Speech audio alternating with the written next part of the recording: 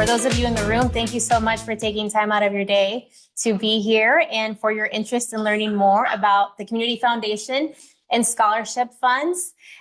We're excited for today's discussion. It'll be very informal.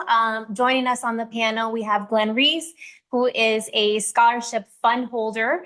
We have Kayla Crocker, who is a scholarship recipient and currently works for the Boys and Girls Club of Monterey County. And we also have Esther Figueroa, who is Director of Grants and Scholarships here at the Foundation.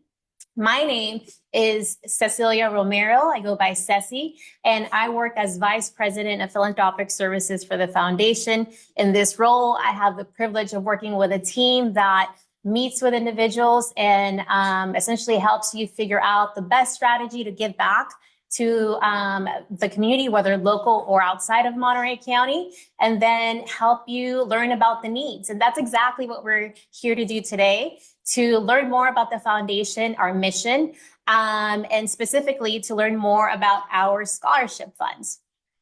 So the mission of the Community Foundation is to inspire philanthropy and be a catalyst for strengthening communities throughout Monterey County. And we do this in many different ways.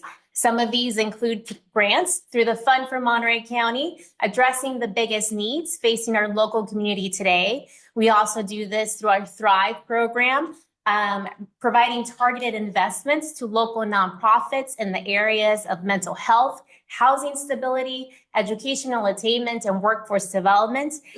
We also have the Center for Nonprofit Excellence. The CNE, Susie and Reed, help to strengthen local nonprofits by offering trainings, workshops on board development, leadership training for staff, and answering the question of how do I build a stronger development team?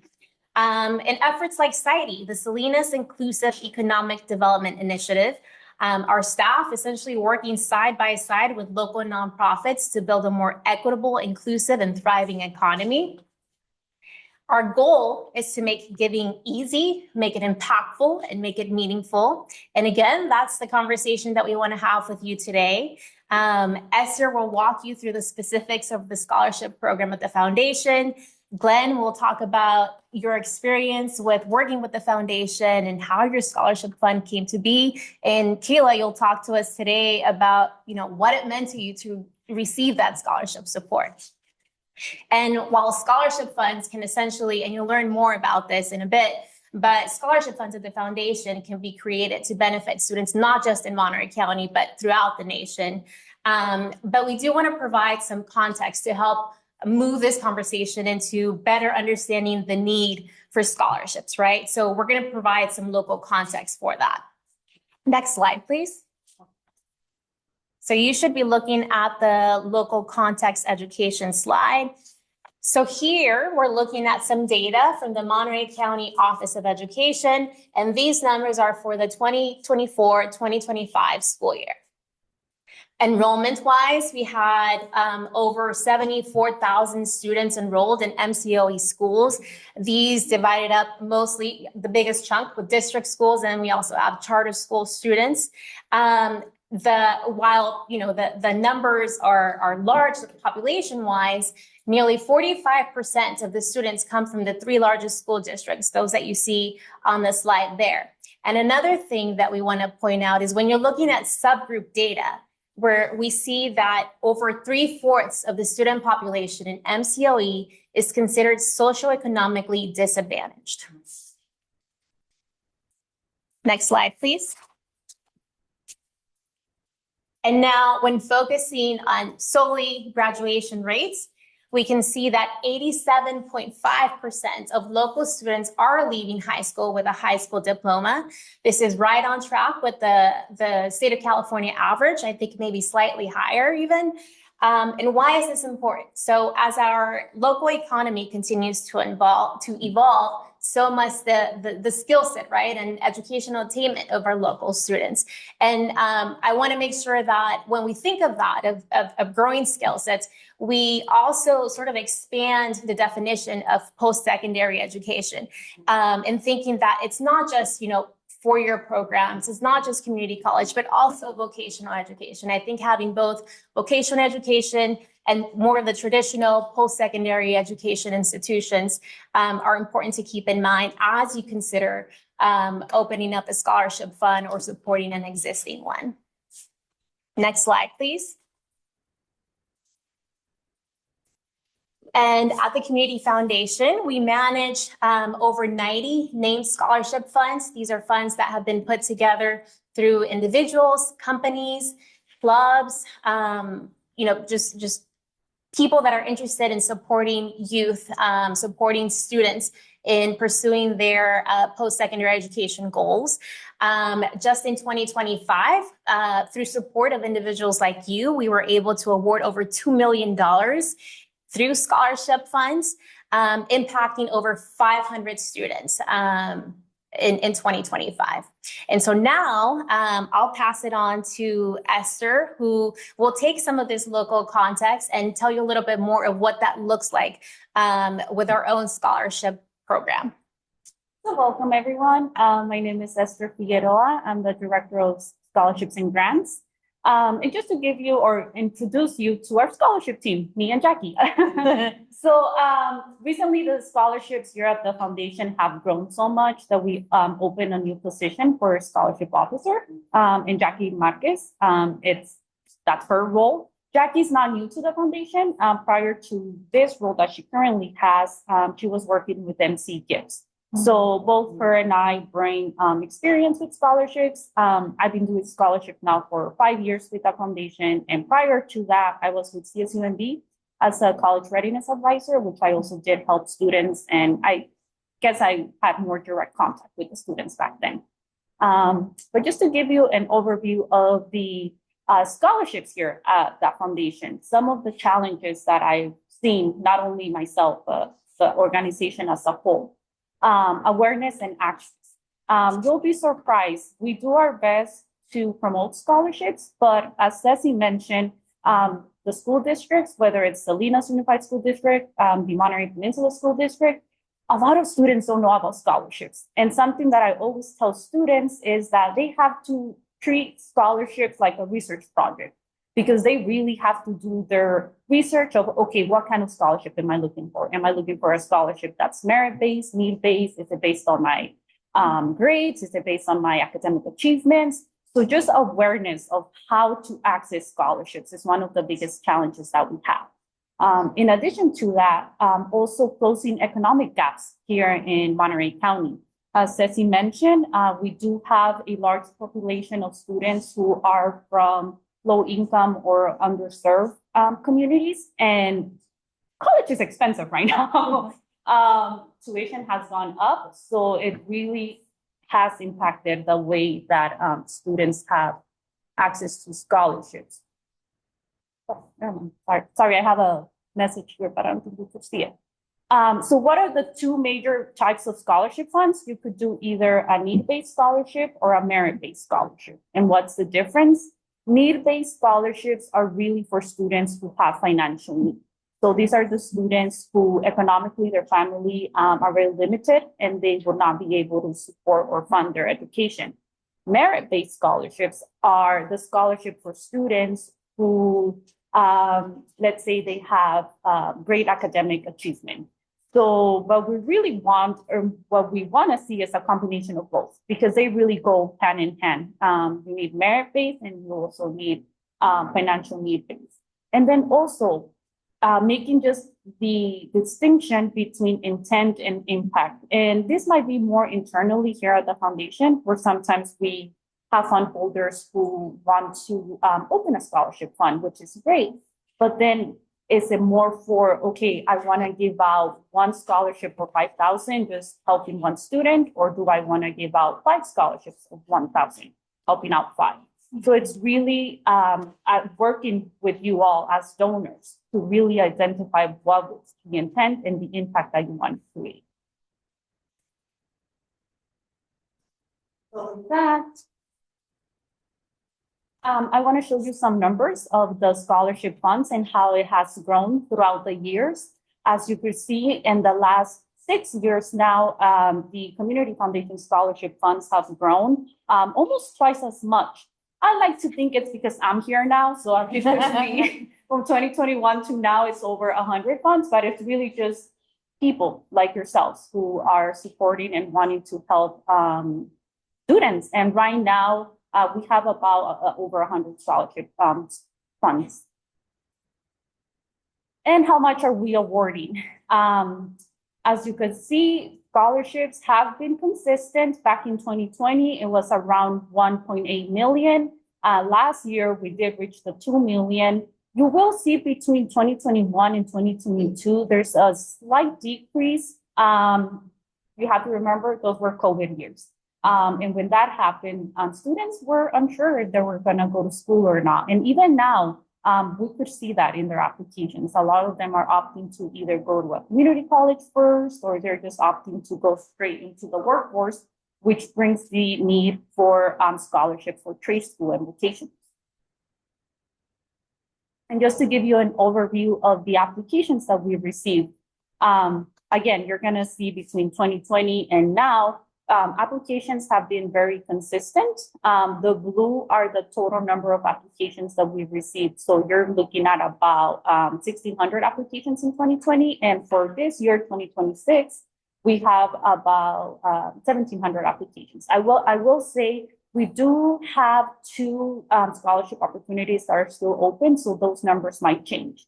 And then the orange is the submitted applications, and then the green is the total number awarded. And as you could see for 2026, we're still TBA.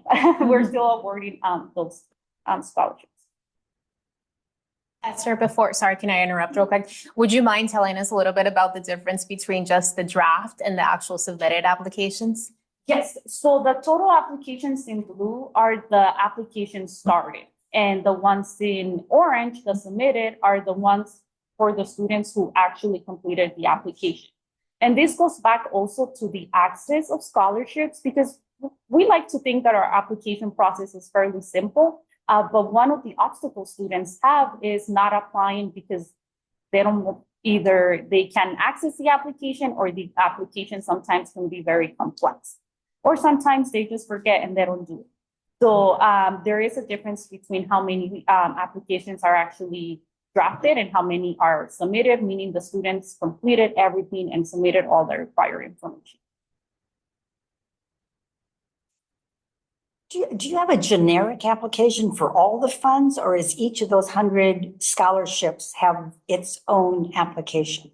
Yes, and I will be talking about that in 1 or 2 slides. So with that, I would really like to take this opportunity to really promote our College Future Scholarship. So when we talked about combining both need-based and merit-based scholarships, College Futures is a scholarship started here by the Community Foundation. It started back in 2017. And since the establishment of the scholarship, the fund has awarded about 1.9 million, so about 618 scholarships. And about 70% of scholarship recipients go to a 4-year and 30% go to a community college. And I will say this is one of these scholarships that we're very proud of because it's open to 12 participating high schools in the district, and they're the high schools that have the highest needs. So we're talking about South County, we're talking about schools in Salinas district, and then also the Peninsula, Seaside, and Marina and North Monterey County. So if you want to donate, our futures.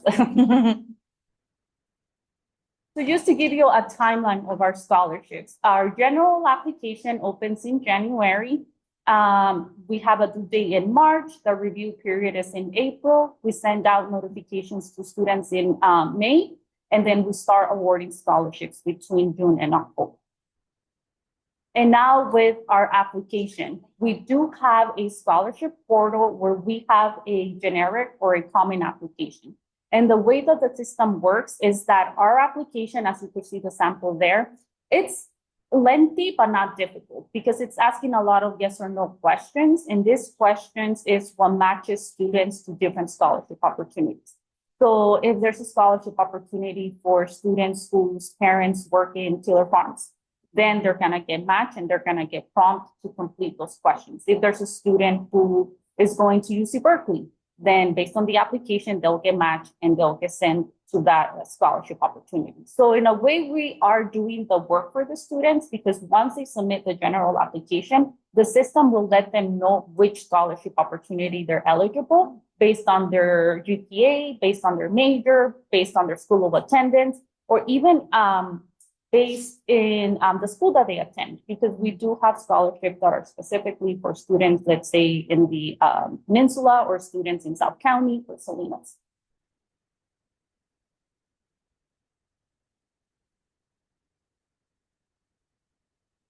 Did that answer your question about the one application? Yes, but I wonder if a student submits the application, are you staff going to target them to just one scholarship, or are there on lots of different No, potential so once a student scholarships? submits the application, they're eligible for all of our scholarship opportunities. When it comes to selecting the scholarships, that's up to the scholarship committees. So we do have a CFNC scholarship committee that reviews application. We have a combination of staff members, but we also have community members who review applications. And then we have other scholarships that have their own committee segments. But a student is allowed to get more than one scholarship. And the criteria is developed in partnership with the donor, the fund holder. And, there's an opportunity to change that criteria. For example, if, you find that, you select a 4.0 GPA and, someone that's looking into marine biology, for example, and you get maybe 5 applications the first year, then, but your goal was to get more, right? To amplify that impact. Then that second round of applications, we can work with you to help expand that criteria so it's not as narrow. But ultimately it's a discussion with the donor and really trying to get at what they're trying to achieve with the scholarship program. Thank you, Esther. We can stay on that slide. And so we've heard a little bit of the why, right? The need for scholarship funds and awards. And Esther provided some context on what a scholarship fund at the Community Foundation for Monterey County looks like. And so now we will hear from Glenn. So Glenn Reese, founder of the Megan Reese Imagine Scholarship Fund here at the Community Foundation. I know that the scholarship existed before it came to the Community Foundation. Definitely. So Glenn, would you mind just telling us a little bit about, sort of the why and Sure. I'm Glenn Reese, and I'm with the Megan Reese Imagine Scholarship. And it's named for my wife, and also the John Lennon song about the vision of peace, which resonated with both of us. Megan passed away in October of 2019, and just after the new year, 2020, I have a running friend who was the principal of PG High School, and I had an idea for a scholarship that I wanted to set up. So I asked him to lunch, and we talked about it. And I told him I wanted to set up a scholarship fund for PG High students from homes that couldn't afford to send their academically worthy children to college.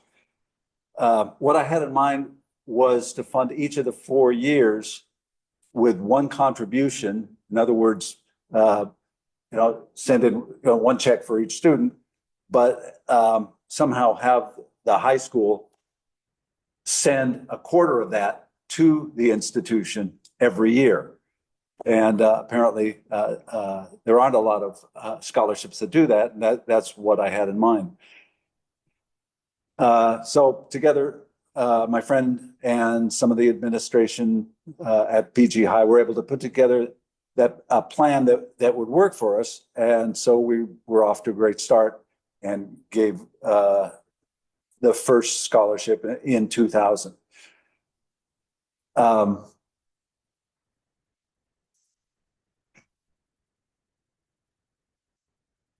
So I had a certain amount in mind to give each student, and a total amount I wanted to contribute each year. So divided by the number of students. And I had a kind of a renewable vision, and have since tweaked it around a little bit to include single contributions for students wishing to attend MPC as well.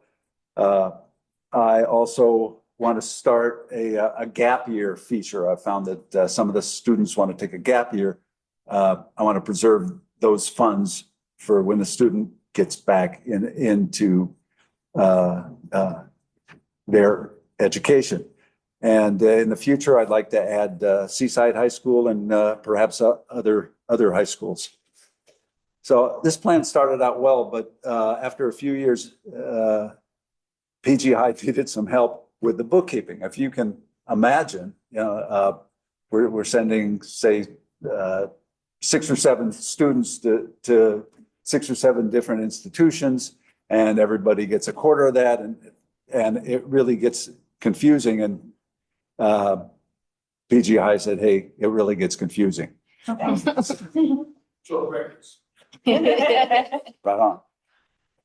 on. So they suggested I call Community Foundation, which I did, and they jumped in with both feet. And so it's been a lot easier for me now. And I get periodically, I get a very cool flow chart from Esther where from where the funds go, when they're distributed, and for whom. So they really have an organization that is not afraid of any challenge, I got to say. I was relatively new to community service. I started a few years prior to my scholarship fund with Al and Friends. I don't know if you're familiar with Al and Friends. We're a nonprofit that serve the food insecure community. I started out 10 years ago chopping onions at 10:30 on Saturday night for his Sunday morning breakfast. That's the only time Al could get a kitchen to prepare food, and he worked all night on that, and then we'd serve it at Windows by the Bay, which we still do. So I don't chop onions anymore, and let's see. So I'm still with Al and Friends and their volunteers, and that, along with the Megan Scholarship. Megan Scholarship has added a dimension to my life that I wish I had started earlier. My stepdaughter, Megan's daughter, Molly, helps me with the administration on our end, and Community Foundation does the rest. And that's about it.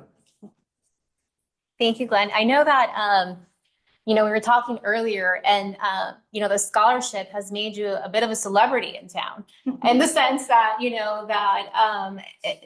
you can see neighbors and their kids that have benefited maybe from the scholarship. Can you just tell us a little bit about that, and maybe some highlights of things that you've learned from having a scholarship program?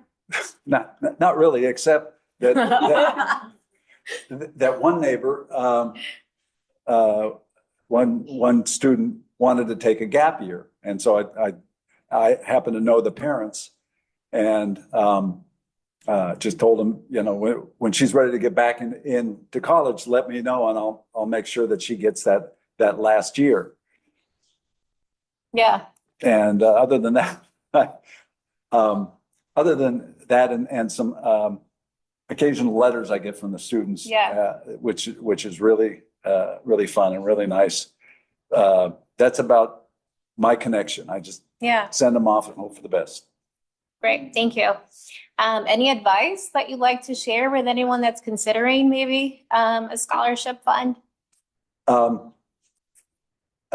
of the parameters that you want. Now, the first thing that may come to mind for a lot of people is that there may not be that needs-worthy households in Pacific Grove, but there are. I was surprised to find out that there are, and don't let that don't let a preconceived idea stop you from finding out whether or not that is actually an idea that will serve that community. Great, thank you. Thank you so much. I have a question in terms of, you get the occasional letter from a student. Is there a more formal evaluation and accountability process to see the intent and impact, how that is fulfilled? Yes, so that also speaks to the need of having renewable scholarships. So most of the scholarships that we have are for high school seniors, which is great because like there's a lot of opportunities for high school seniors.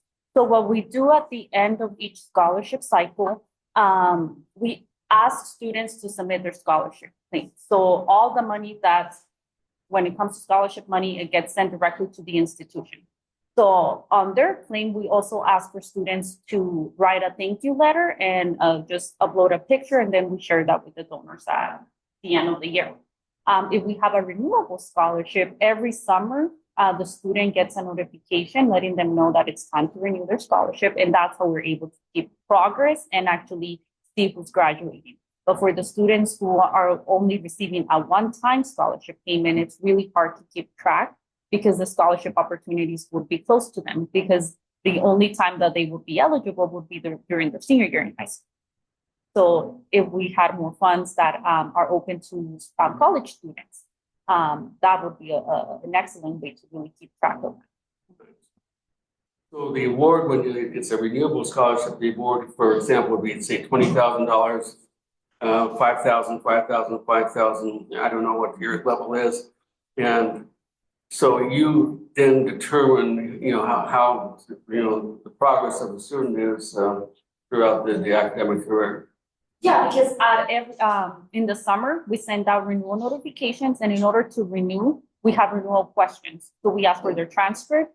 So that's also part of the scholarship fund agreement. If you want to set up certain criteria of, okay, we want the students to be doing well academically, but it's important to keep in mind in college, it's very difficult and different getting a 4.0 in high school than it is to get a 4.0 in college. So if you get a 2.5, then if the student is still eligible, that's really helpful for them.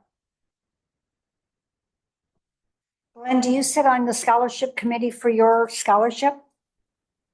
Yeah. I asked PG High to send me their, in the past, asked for all the applicants, all the applications that have come in for our particular scholarship. And I go over them with Molly and, choose however many fit our budget. It brings up another good question for me is in the past, we've had our own application. And also there's an application, just a scholarship wide application. And I'm looking ahead and wondering which one will serve us best. So I'm glad you brought that up. In terms of selection, though, do you want to talk a little bit about Yes. how that's established, So, Esther? with his scholarship, his committee is a little combination of the school and the family. So for scholarships, donors can be part of the selection meeting, but they cannot be the majority. So in his case, we have the scholarship with PG High School who has counselors who review applications, then they take, let's say, like the top 10. And then those are the ones that he reviews. But donors cannot be the majority in the groups.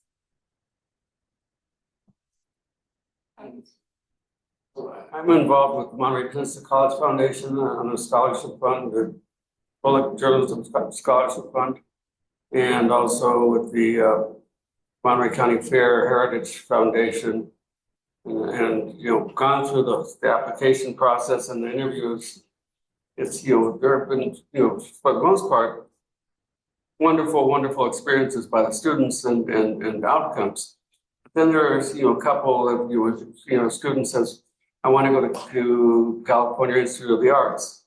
That's $50,000 a year, and we award $30,000 to that student. and didn't finish Cal Institute for the Arts, didn't finish a single semester. But we gave him another chance, and he ended up at Cal State Fresno and did very well there. You know, the Imagine process is one that, it has to be coupled with a business plan, so to speak. How are you going to get there? And I think that's part of the I guess the strategy and one of the benefits that you get with working with a foundation as a partner in putting a scholarship together, in the sense of having some ability to customize the criteria, right? To better fit, again, the intent that you're trying to achieve or the impact that you're trying to achieve. And like Esther mentioned when she was speaking regarding the challenges that students face in college. There are systemic barriers, there are things in place completely out of their control that may impact their ability to be successful in school. And so, we always bring those to conversation and point them out whenever we have that information as a fund holder.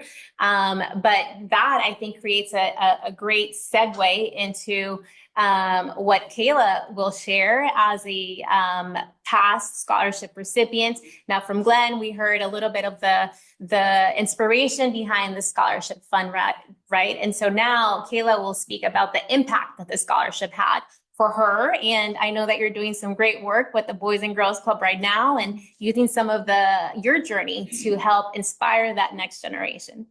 Yeah, absolutely. Thank you, everybody. So I work for the Boys and Girls Club. I actually applied for my Community Foundation scholarship that I now run the program for. So it's very cool. I started in my high school journey. I applied and I got into this program called Girls Health and Girls Hands. It's a program for high school girls to take their next step in their own leadership and academic and advocating journey. And it's very near and dear to my heart because 10 years ago, I was applying for this scholarship. And now 10 years later, I get to tell my students how they can apply, right? And I get to pass it forward. I was originally hired with the Boys and Girls Club to run this girls program for 25 girls throughout the academic school year. I then discovered what's the reason that we're also promoting so much of our girl programming is because we want to, elevate our girls to make up for some of, in the community, the machismo culture, right? That masculine, aggressive kind of culture. But then I took a step back and said, wait a minute, I'm promoting these 25 girls, but what about the boys? So then in turn, I ended up creating a boys program. And now I manage our girls program for Girls Health and Girls Hands and also all of our South County programming for Boys and Girls Club. So I grew our program over the last 10 years that I've been at the Boys and Girls Club. Excuse me, my scholarship's been over 10 years. It's okay. But I've grown our program from 25 girls in the academic school year to now me and my small team seem over 1,200 students in South County and across the peninsula, which is really exciting. So I can definitely speak to the economic disparities that we've been seeing across the way. It means a lot to be able to say that I've received this scholarship and then be able to pass it on to my now students. There's just so many different things that, kids these days are facing, right? Social media is one in its own beast, something that we thankfully didn't have to grow up with as much, but the societal pressures that they're being faced with, inaccessibility to things as simple that we take for granted, like transportation, right? That's something that really can help the students when they're able to get a scholarship like this.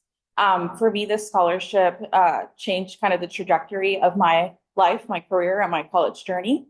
I was always on the higher economic, or not the economic, let me step back, the higher educational academic route. I was a GATE kid, so gifted and talented education back in the day. I always did honor classes, AP classes as well, advanced placement classes. And then when I got to high school, my mom had our little sister, who was a surprise to us all. But she definitely put a wrench in my plans of I'm going to do my best. I'm in these advanced classes and I'm going on my way. She means the world to me. She's 16 now. She's a whole different ballgame, but we're still very close. And so that kind of changed my path instead of going to a 4-year or to, I like watching Gilmore Girls. I was ready to be the next Yale student in Ivy League, right? I decided to make the transition to go to Hartnell for my first 2 years. That was a blow to my ego because some of the people that I really saw as my mentors, including my AP teachers, told me, you're going to get stuck at Hartnell High. You're not going to graduate. You're not going to graduate for 8 years and then you won't know what you want to do. I'm very proud to say that I graduated from Hartnell as a valedictorian. Thank you, appreciate it. In 2.5 years because I was transferring out to do a double major. When I got to my next university, I didn't, and to speak to your point too, talking about that plan, right? In my head, I had this plan. I was going to major in psychology, and I was also majoring in public health with a concentration on health services administration. So I did all the corporate financial accounting classes because I wanted that to be my path. But when I got to San Jose, I didn't have as many people to support, and I didn't have that plan, right? I talked to one counselor who said I needed to pick one and pick the one that I had the most in. And that also kind of changed what I was doing. But I was really thankful because I got to talk to who I consider my friends at Community Foundation because of the scholarship as well, and asked for guidance. And, I dropped one major, public health one. If I ever go back, that's what I'm thinking. And I stuck with psychology, which just opened up a whole lot of new doors for me. I interned with Monterey County Health, with the Monterey County Rape Crisis Center. I also interned with Monterey County Health Department at the Chronic Disease Control and Prevention Unit. I got back into GHGH. I started out as our GHGH intern. Back when I first started, I worked 20 hours a month. You can do that math. And then making at the time, I think it was $9 an hour. It wasn't a whole lot for a student, right? So just knowing that I had this money to also be able to afford me the accessibility to kind of make my own way and my own moves through the world really helped transform what my future became. When I started at Hartnell, I wasn't sure what I wanted to do. I thought I was going to be an ASL, an American Sign Language concert interpreter. That was the goal for a little 18-year-old girl, trying to figure it out. But through doing that, I found communications disorders as being something I was interested in. I really liked the opportunity that I got with American Sign Language to look at accessibility in a different way. And then I bridged that gap between accessibility, something I want to offer, as well as advocating, which is kind of my cornerstone, for finding how we create accessible ways for more students. Which then kind of brought me back to my passion of doing girls programming, which I have told you then became boys programming, and now is all student programming. And now I'm here. I've gotten great opportunities through work, clearly been promoted since getting my 20 hours a month. So they want to keep me, but it's just been a great opportunity to really see how do I pay it forward, which I think is something that really resonates with me getting to help our students through college and career readiness. Getting to have that background that's, unique to me and be able to share that with my students, as well as getting to share, this amazing organization for the Community Foundation to just say there are people here who want to help support you, people who believe in you. I never got to meet my committee. If I did, that would be very cool because I never got to send it, So I feel like this is my thank you note by getting to be here and talking to all of you. And also just getting to share kind of what the student perspective is. Because again, social media is brand new and a whole lot of rough things. For so many of my students out in South County, a lot of families of 4 to 8, we get to work with some sensitive documents. So I can tell you that their median income for a family of 6 is not uncommon for it to be like $34,000 annual income. And so just seeing how parents are trying to stretch that dollar they're very stretched thin already, right? For a lot of our families, they're ag families.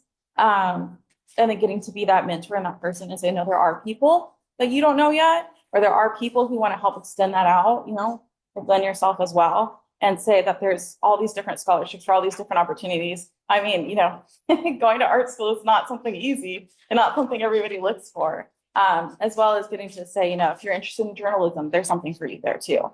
And especially local. I think one of the things that I've really realized too, with working with so many teens, is that the smallest amount, even if they're awarded, can make the difference in how you see yourself, how you believe in yourself, and also how you just walk in the world. So I think that that's been a really big part of my own growth of my own career. And just getting to know that you got selected is just like such a, oh my gosh, you know, all of my academic support and all the things that I did really mattered. Especially if you aren't able to qualify for other things. I never got to qualify for FAFSA. My mom is a nurse, which I'm very appreciative. There are 6 in my family, though. My father's a disabled veteran. So I didn't qualify for FAFSA and things like that. But again, because of the scholarship, I was able to afford things. You know, they say you don't qualify for one thing, but that definitely didn't mean that my mom was able to provide for my college journey. So just being creative and finding new ways, something that's really impacted me, as well as all the great people who are surrounding us. And really cool.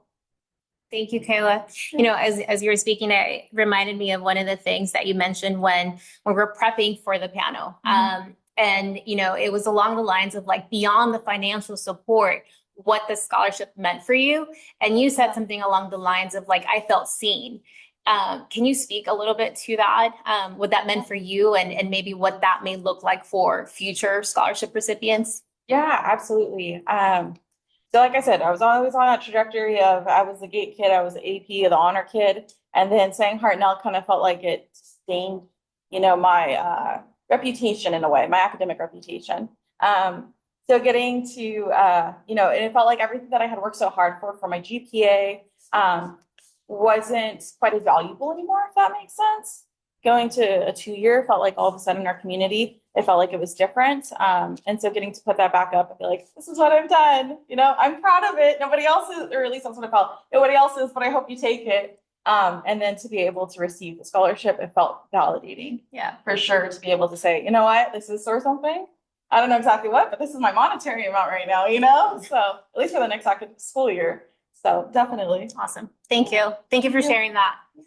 All right, so now you've heard about the why, you know, we've heard about Glenn's story of the inspiration behind the scholarship. You've learned about the impact. So the question that you may have now is, how do I become a scholarship supporter? How do I fund a scholarship fund?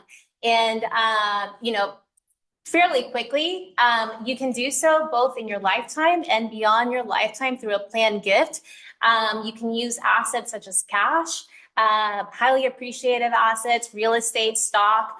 All of these things can help fund a scholarship program. The minimum amount to start a scholarship fund with the Community Foundation is $10,000. We can also just dive a little bit into the non-endowed versus endowed funds. Non-endowed funds allow you to access the entirety of the fund balance. So let's say you start off a scholarship fund with $10,000, and during that first cycle of applications, you want to and are excited about granting out that full amount. With a non-endowed fund, whether it's a scholarship fund, a donor advised fund, you can absolutely do so. With endowed funds, the big difference is that endowed funds are meant to continue on in perpetuity, in the sense that there is something that we call internally an available to spend amount. So the access of the balance is solely a percentage, anywhere between 4 to 5%, because again, the goal is to protect that contribution, protect that corpus, so that it continues to grow and that you can continue to make that impact long-term. Endowed, non-endowed. The investment pools for both types, exactly the same. We have 4 different types. Although with scholarship funds, we do want to make sure that you have access to the amounts that you wish to award. So we do recommend that you keep it in what we call a money market account. Because again, you want to make sure that the $5,000 that you want to award for that student is available there. But there are other investment pool selections as well. Now, the process to start a scholarship fund is fairly easy. It involves a fund agreement between the donor, the individual, the company, and the foundation. Anna Faith and I, Anna Faith is our director of gift planning. We have the privilege of meeting with you all and having these conversations, walking you through the fund agreement, And Esther and Jackie help set that criteria for the scholarship. Once that's established, then the fund agreement is essentially done. You make the contribution, and then that scholarship fund is ready for that next application cycle. As Esther mentioned, that application cycle generally runs from January through March. So yeah, and I guess at this point we can answer whatever questions you may have. Also, I want to make sure that you are aware that while qualified charitable distributions for IRAs, the IRS does not allow to fund donor advised funds, for example, you can use your qualified charitable distribution to fund a scholarship fund. So that's important to know if you're around 70 and a half, or age 73, when you're required to take that minimum distribution from your IRA, you can, instead of adding that income to your AGI for that calendar year, you can make that distribution to a charity. And if it's the community foundation, start a scholarship fund with that gift. And so now we'll just open it up for any questions. Cece, can you go back over that again in terms of the AGI and adjusted gross income? Okay, how can you make that deduction on the RMD? Yeah, so at age 73, the IRS. Some of us are of that age. I don't want to make any assumptions, but so at 73, the IRS requires you to take a certain amount, like a certain chunk from your IRA. And so while you won't get a deduction, a charitable deduction on the amount that you would gift away to a nonprofit, that you would donate to a nonprofit, it won't get added to your annual income. Right, it won't be taxable.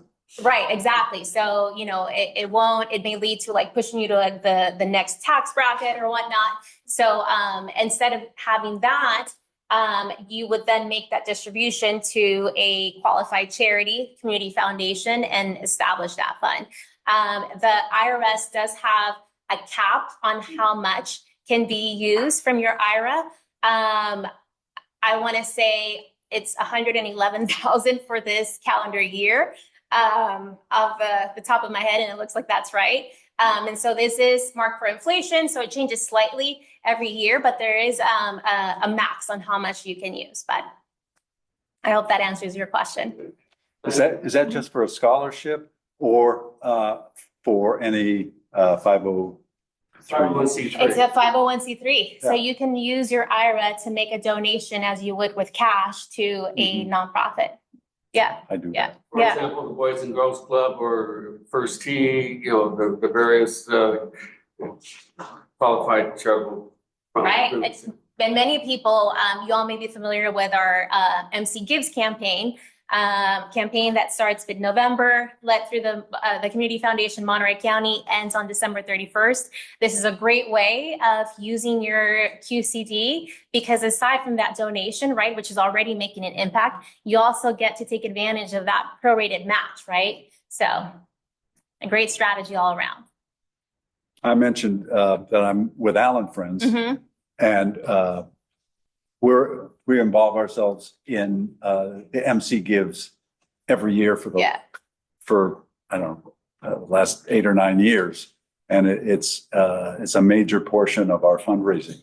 It's really a great, well thought out program. Yeah, and I mean, just a quick pitch: the RFP. Request for proposals for nonprofits. It's out now with a deadline of, I'm looking at Brian Thayer, Director of Donor Services. When's the deadline, Brian, for the MC Gives? July 31st. July 31st.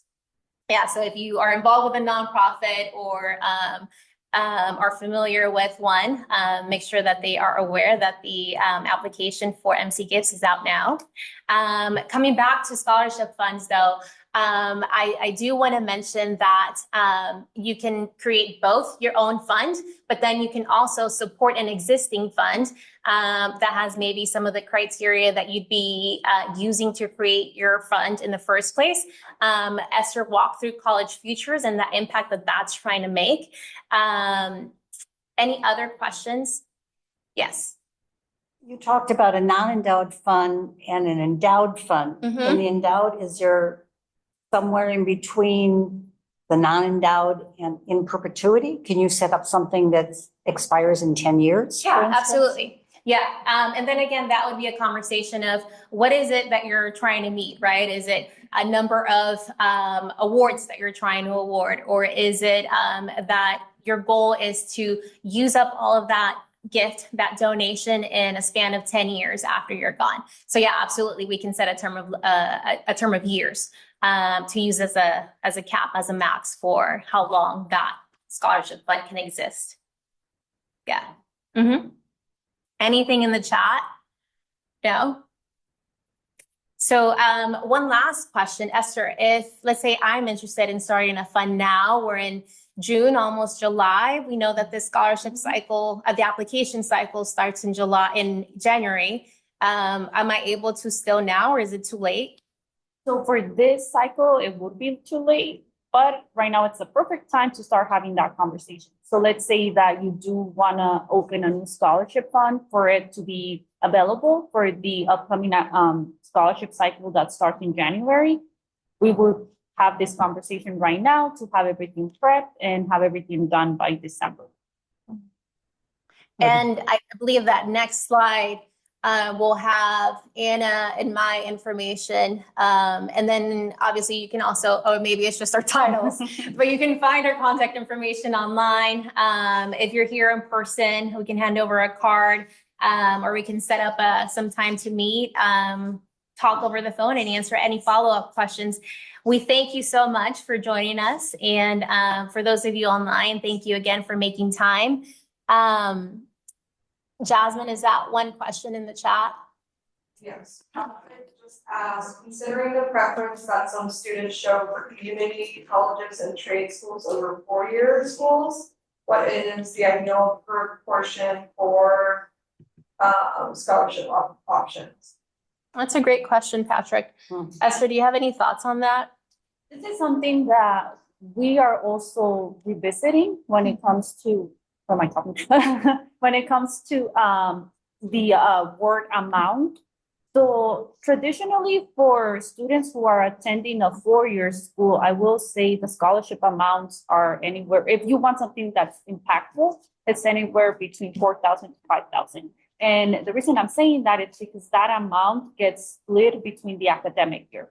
So if it's 4,000, the student gets 2,000 in the fall and 2,000 in the spring. For community colleges, I will say over the last, 4 or 5 years, it has been around 1,500. But lately, something to consider too, when it comes to the total cost of attendance, that's more than just tuition. That includes, I mean, if it's community college, transportation, books, any other miscellaneous expense, even community colleges have fees. So right now, it would be between 1,500 to maybe 2,000 for community college. Hopefully that answers the question. Yeah, let us know if it didn't, Patrick, and we can follow up with some more information. And there's one more question in the room. Yeah, follow up on that. So I've served on the committee for 2 years now, and I noticed though that at least the ones I've reviewed, like the 60-some number of applications, the bulk of those are for lower amounts though. So are you stressing in the future trying to have recipients with larger thresholds at the outset, or are you guys like, well, I'll talk strategy long-term later, but like what's the goal for? So the numbers that I gave, those are for college futures. And the community foundation we kind of set the amounts for those. But for other scholarship, it really depends on the donor. Back to your point, if you want a scholarship that's to be used for the next 10 years. So if you want to give one scholarship every year for 1,000, that's going to be the amount of scholarship. So as you're setting up the criteria, you also set up the amount. And it looks like we do have Tom.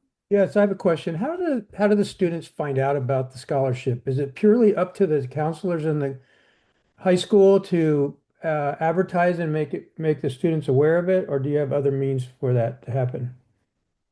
So yes, we're trying to get very creative when it comes to promoting scholarships. We do pass out the flyers to the counselors. We also reach out to the high school English teachers or anyone that's like working with seniors, community colleges. We also send that information. We also work with college support programs. I know CSUMB, they have their education. Well, I don't think they're funded anymore, but whenever they have college support programs, we reach out to them. Social media, also our communications team. We do a, what's it called, Amanda? The press release, yes. And we also try to really get former recipients to also promote, because sometimes that's what works the best when, oh, I know so-and-so who got a scholarship, I've heard of the Community Foundation, and then that's word of mouth. It has really been very good in promoting scholarships. Okay, It's a thanks. combination of, social media, taking advantage of the long-standing relationships that we've established with local schools. And then in cases where the scholarship is meant or intended for students outside of Monterey County, we do rely on the donor support to either point us to a connection. Let's say the case is for a community college outside. There's a Judge Iglesias Light Scholarship that I'm thinking about. He wanted to make sure that he honored the school that the community college that he attended outside of Monterey County. So he pointed us to a couple of counselors, I think, and maybe professors at the school where, we can share whatever marketing material and then they help with that promotion. So I guess I just want to emphasize that if outside of Monterey County, we do rely on the donor support for marketing of the scholarship fund. Mm-hmm. Okay, thank you. Thank you. Any other questions? In my alumni group, we talked about, I was a journalist and a longtime English instructor at Monterey College. I started at the Herald. And we've discussed, how do we fund internships? Particularly if you're at the Stanford Daily, in our particular case, that we want those students to have some kind of benefit of working at a newspaper or a media organization and be able to have their expenses paid, because those organizations are not going to pay for those students. Yeah. They want them to work for free. I remember working for not much more than free, about $1 an hour. So that's one thing in terms of their RMD and trying to create a fund. If I could get, say, 20 alums who are very close in our affinity group, and they kick in their RMDs because we're all of that age this year, we could perhaps put together a good chunk of an endowed fund. Yeah. And try to have an annual disbursement. That's a great strategy, right? Like working alongside like-minded people that are interested in supporting the same group of students that you are, making it a larger fund, creating a larger impact. So thoughtful strategy. And with that, it is 2:59. So again, we want to just thank you for your time. And I think that this was a great conversation. So we will be sharing the recording. We'll rely on our Director of Communications, Amanda Holder, for the help with that. And again, any follow-up questions, please feel free to reach out to Anna Faith or me or Esther. And again, thank you. And we hope you have a wonderful rest of your day. Bye.